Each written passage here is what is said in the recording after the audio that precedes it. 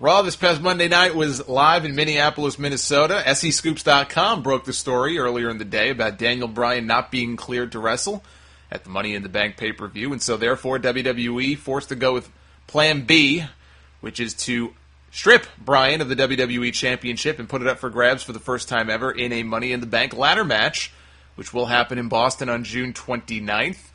They really should have planned better for this. I mean, the idea that Bryan would have neck surgery and they really expected him to be back, the very next month always sounded suspect to me on the outside looking in. I don't have the guy's medical records, but they got burned. I mean, plain and simple. I mean, I know they came up with Plan A and Plan B, but, for example, how they got those titles from Bryan so they can hang them above the ring the way they did on Monday night was never addressed on this show. Once they came out at the beginning, Triple H and Stephanie, and they said, listen, Bryan's not able to compete. They had a video from Dr. Maroon, who is a legit doctor, that was not an actor. He is the guy who I think oversees the WWE Wellness program. He's the guy who Bruno Sammartino sings his praises because many years ago he operated on Bruno's back and did a magnificent job. So we had Dr. Maroon on camera saying that Bryan is still hurt and whatever it is that he said. I don't remember exactly what the words were.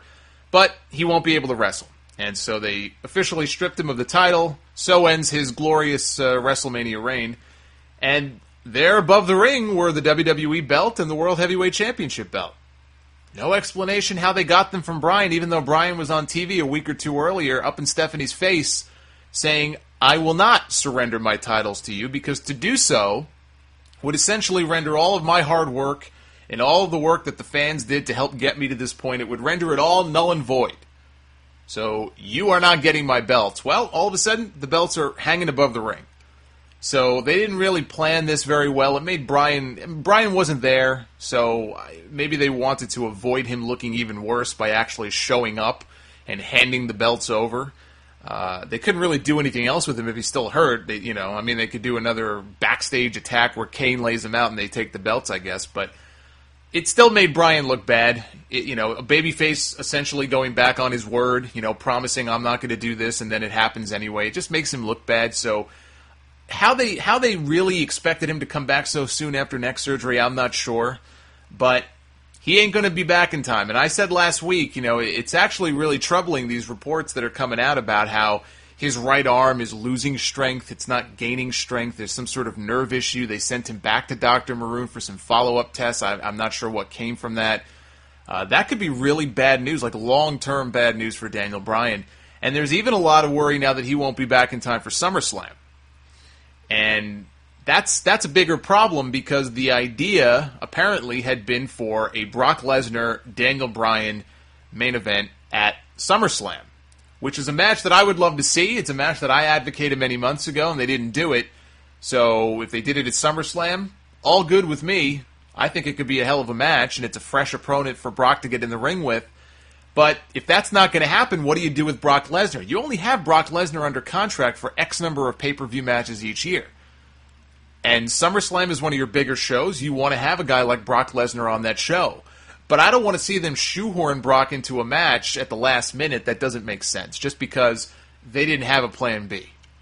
So what do they do with Brock? There's been a lot of speculation that eventually they will build to a Brock Lesnar-Cesaro match. There'll be a split between Cesaro and Paul Heyman. That hopefully if they do it, they'll build it up slowly over time and they'll tell a good story with it. So do they speed up their plans and turn Cesaro now or in the next month or so? And then go immediately for a Cesaro-Brock match at SummerSlam? I mean, to me, that seems way too early for something like that. It'd be a big match for Cesaro, no doubt about that. I would rather they take their time with that, because I like the idea of them building to something where there's dissension between his two clients, and eventually Paul sides with his longtime guy, Brock Lesnar, and finally Cesaro could have that big babyface turn that he didn't get after WrestleMania that we all thought he was in line for.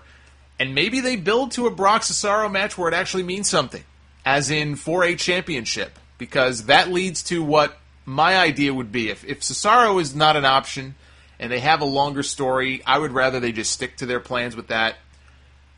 The other option here, and I know a lot of people are going to roll their eyes at this, I like the idea of building and this is assuming that Bryan is not able to go, and they know it far enough in advance, I like the idea of a Brock Lesnar, John Cena main event at SummerSlam. It's still, I know they did it once before.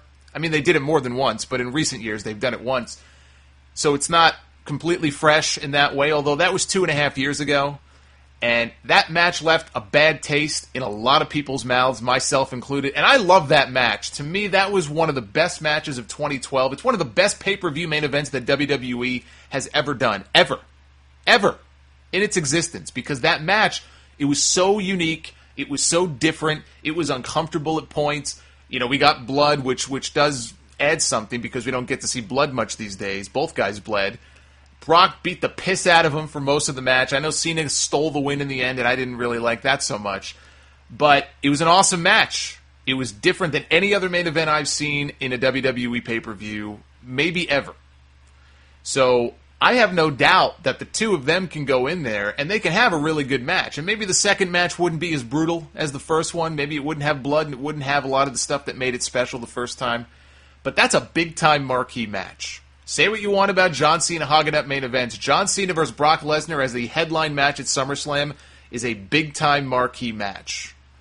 And the only way I would endorse this, and the only reason I like this, is, and again, people are going to roll their eyes at this, but it's all part of the plan, Cena wins the championship at Money in the Bank. Or maybe not at Money in the Bank. Maybe he wins it at Battleground. But sometime before SummerSlam, probably Money in the Bank would make sense because I'm sure he's going to end up in that match. John Cena becomes WWE Champion for a 15th time. Because you know it's going to happen at some point anyway. You may as well just embrace this idea. Okay? Because he will be champion again. He will one day surpass Ric Flair's 16 titles. It is inevitable. This will happen. Put the title on him now. Set up a Brock-John Cena main event for SummerSlam if Bryan can't go, and Brock avenges his loss and beats Cena and wins the championship at SummerSlam. That is the only way that I could endorse a John Cena title win at Money in the Bank. If that's the plan, if that's the idea, and if that's their reason, let's say if they do put the belt on Cena only for him to drop it 2 months later, I'm cool with it. I'm fine with that. Because as a backup plan, I think that's a big-time match, and I like the idea of putting the belt on Brock. Now, you have other problems with that if you do put the belt on Brock, because I don't think Brock should be beat until WrestleMania next year. I mean, this is the guy that ended the Undertaker's streak. If you turn around and you beat the guy, after that, you're out of your freaking mind. You got to milk this for all it's worth. And it becomes difficult if you only have Brock for a few pay-per-views, and you put your title on him, and he's not around to do house shows and all that kind of stuff. Yes, it is problematic, but you know what? There's a way around it. Maybe you could talk Brock into doing some more dates, even if it's just TVs. The Rock held the title for a couple of months last year. He didn't do house shows either, and they did just fine. This is a little bit different, I agree, because if you're going to keep Brock undefeated until WrestleMania, then you're talking about putting the belt on him for a hell of a lot longer than 2 months, okay? I get that, but here's a guy who brings legitimacy to that title. Here's a guy who brings mega heat to that title, the guy who broke the streak. And Heyman can go ahead and crow about how his client is the champion. I thought the Heyman-Punk pairing was great. Heyman and Brock is even better. So that's one man's opinion. If Bryan can't go and they have to change their SummerSlam plans and they need a new opponent for Brock Lesnar, and I'm figuring it's going to end up being Roman Reigns and Triple H, and so that'll be the Roman Reigns match on that show, I like the idea of Cena and Brock, provided that Brock wins. Now, there's also the little matter of Seth Rollins, who shockingly has not been gifted a spot yet in that Money in the Bank match. Now, maybe that'll happen. Maybe they'll shove him in there. But right now, it looks like he's not going to be involved in that Money in the Bank match. And I would imagine that would cause problems with Triple H, given that Randy Orton's in there.